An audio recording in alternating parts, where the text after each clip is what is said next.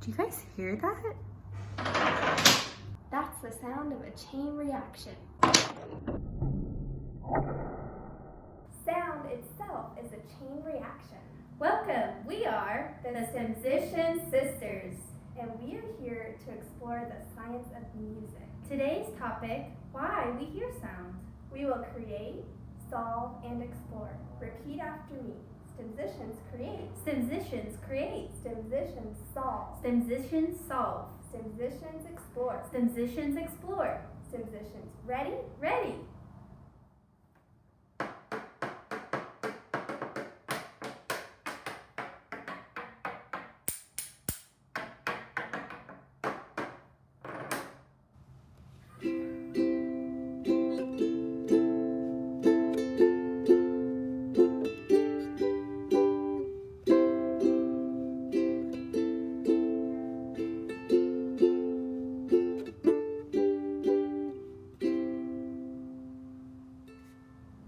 How do we hear sound?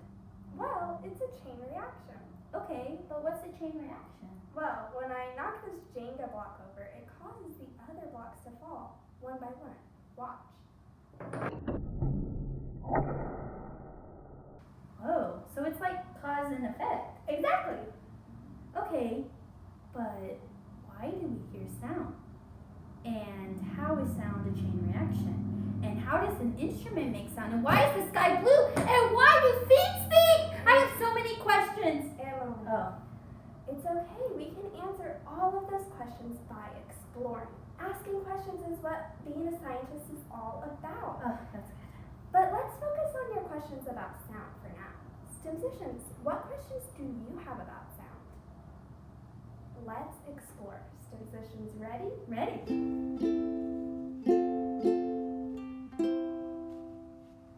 Let's start by exploring how sound is a chain reaction. You will need a piece of string and 2 spoons. Tie one of the spoons to the middle of the string so that it has equal length of string on both ends.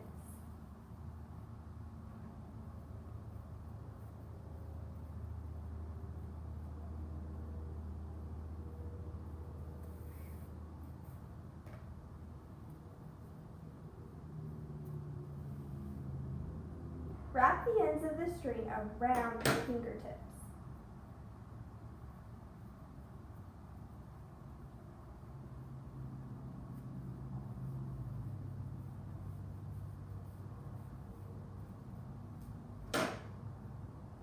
Hold your fingertips to your ears, but don't plug your ears.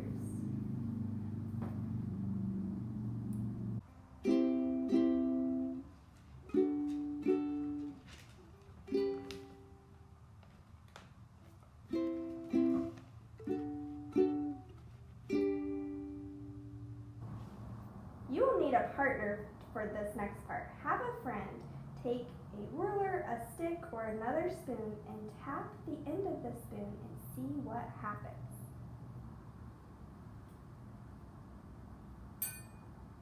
Whoa. I can hear it. It's vibrating up the string. Sound is a chain reaction. We learned before that the chain reaction creates vibrations, which we can see. And we need force to make a vibration. When I hit the spoon, I'm adding force, and the vibration travels up the string to Emily's ear. That's right. I heard sound. Cause and effect. Emily, try wrapping the string around your finger to bring the spoon closer to your face. Let's explore what happens.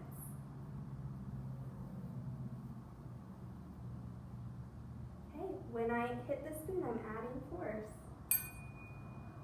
Whoa, it got louder. As I change the length of the string, the sound changes. Another example of cause and effect. But why does this happen?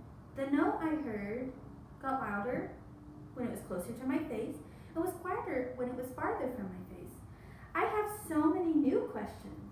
Emily, that's great. That's what being a scientist is all about. Asking questions helps us understand the world around us. Now we have so much more we can explore about sound, so many new questions to answer. Musicians, as as you explore at home, keep asking questions and looking for ways to experiment and explore. Who knows what you'll discover?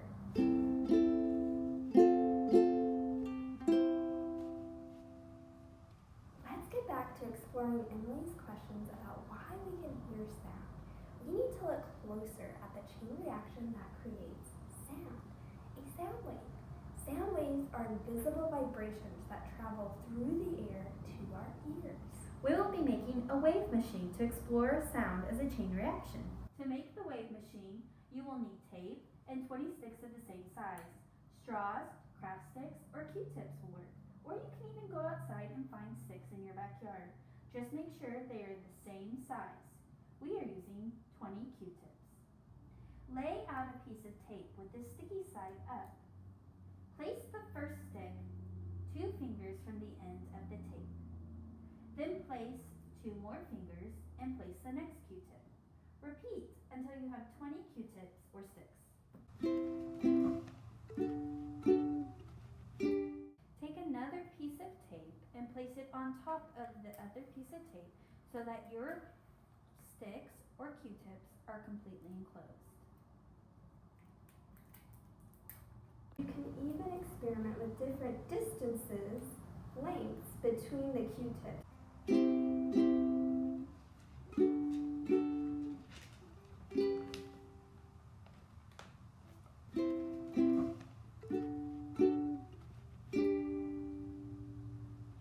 With a partner, each grab one end of your wave machine.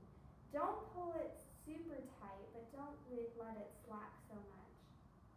One person lift one Q-tip and see what happens. You can experiment with starting on a different Q-tip and see what happens.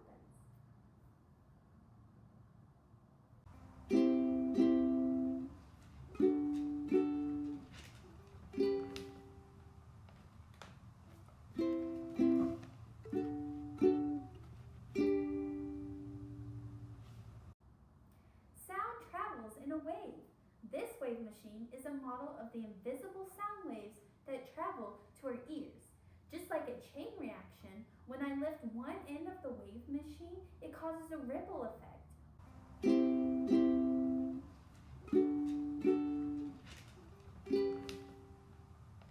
Cause and effect. When I lift the stick, the other sticks follow the same motion. Wow, sound is a pattern of cause and effect. When we use force to create a vibration, like plucking a ukulele string, we cause an invisible sound wave to travel through the air to our ears. When it reaches our ear, the sound wave causes our eardrum to vibrate, which causes a signal to be sent to our brain that we are hearing sound. Wow, that is a lot to unpack there, and I keep thinking of new questions. Let's make a new instrument so that we can keep exploring and asking questions at home. We are going to make a string instrument like a ukulele.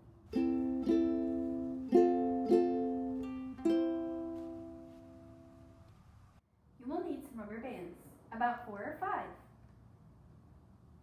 A cylinder-shaped object like a can, toilet paper tubes, or empty coffee container.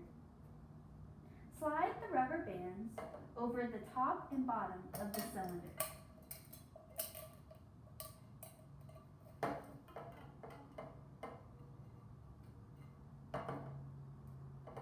You can add more than one to each can.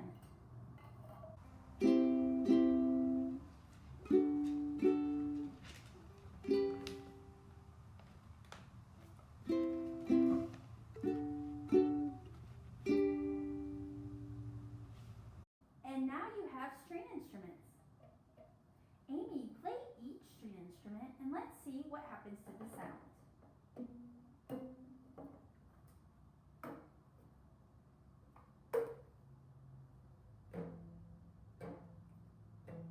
Wow, did you notice that the size of the cylinder affects the sound?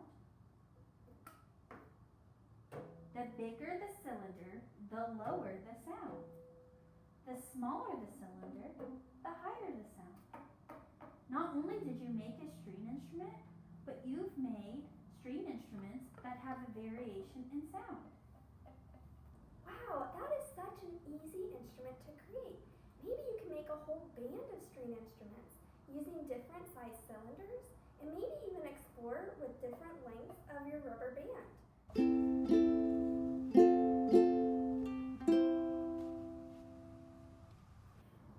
Thank you for joining us. Now grab your string instrument and repeat after me. Stemsitions create. Stemsitions create.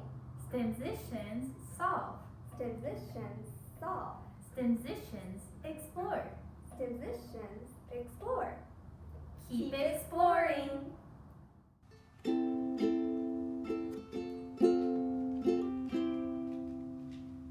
cylinder will make the sound from the rubber bands louder. And now you have a string instrument.